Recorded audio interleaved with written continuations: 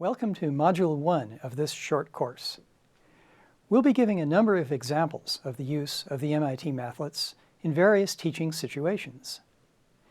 Several of these examples come from a presentation in July 2013 at a workshop at MIT attended by high school teachers from around the world.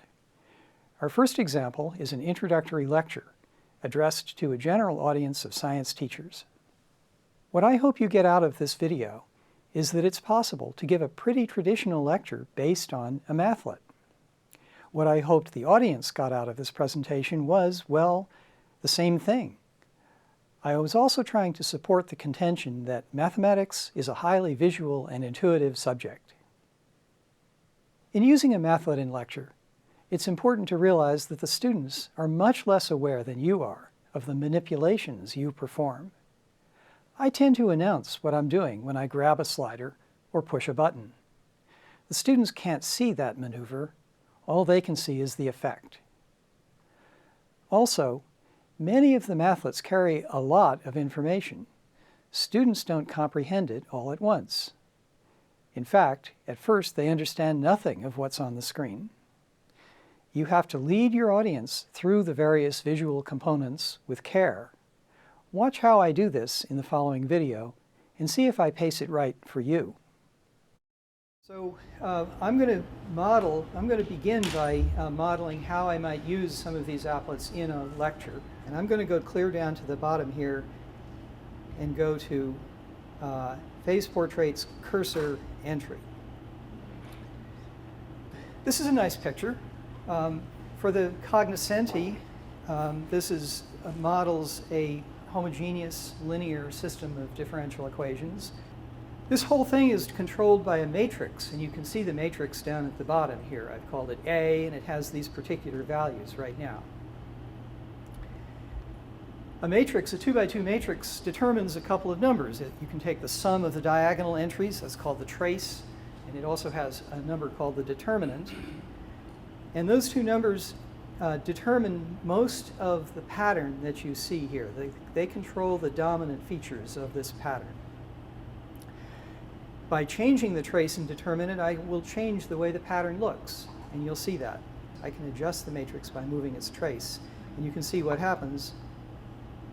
The pattern of trajectories changes when I do that.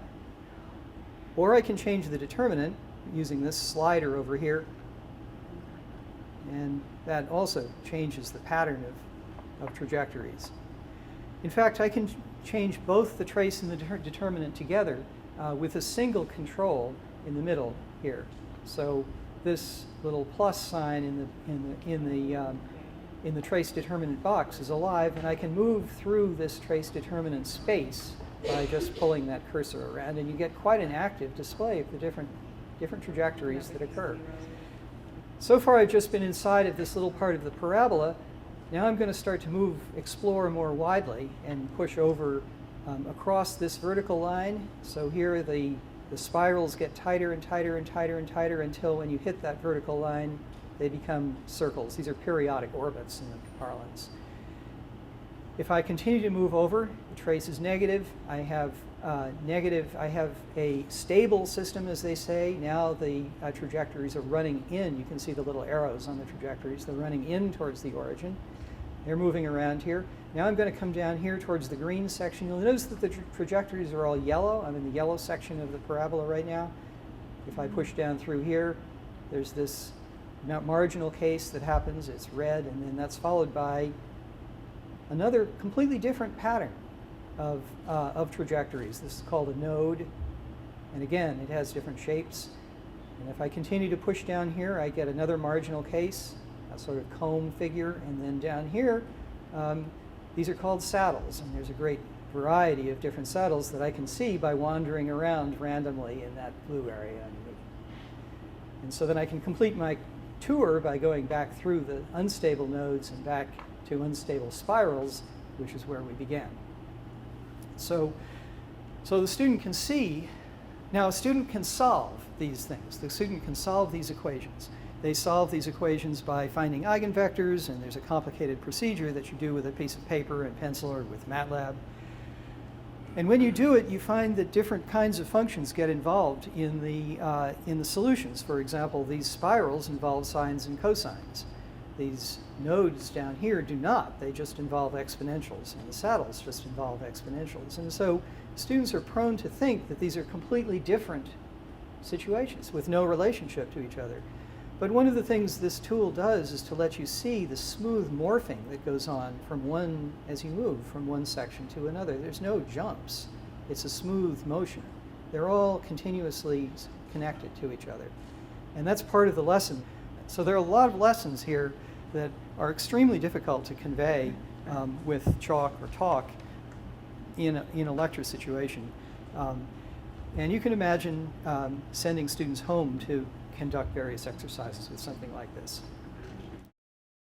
I chose to begin with this applet because it's visually dramatic. I thought it would be a good introduction to the applets for a general audience, despite being mathematically quite advanced. It's also a great example of a mathlet which illuminates some piece of mathematics far better than any static mechanism could do. Here are some things I'd like you to think about arising from this little lecture fragment.